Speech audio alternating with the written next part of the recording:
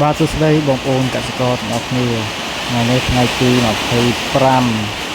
ខែ7 2026នៅ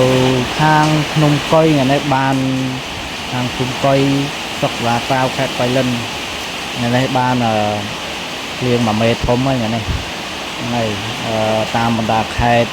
នានាតើបងប្អូនកសិករមានបានមានភ្លៀងធ្លាក់ដែរអត់ថ្ងៃនេះខាងស្រុកសាឡាក្រៅខេត្តតែលើនេះគឺបាន1 មេហើយបានអាចសង្គ្រោះបានពោតតែកំពុងតែចេញស្នៀតនឹងសង្គ្រោះបានខ្លះហើយនឹងស្រូវអាចបានខ្លះហើយនេះតែមិនដឹងជាបានសពកន្លែងអត់ទេតែនៅខាងភ្នំកុយនេះគឺមកទៅវាគឺខ្លាំងដែរហើយអ្នកម៉ាហើយបងប្អូនកសិករយើងក្នុងខ្សែស្រូវយើងបណ្ដាខេត្តផ្សេងក៏តាមតលឺហ្នឹងគឺមានតំបន់ខ្លះហ្នឹងក៏មានស្រូវងាប់ខ្លះហើយបើសិនជា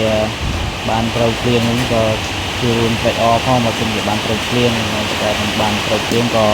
ជារួមសោកស្ដាយពីជាកសិករដែលគាត់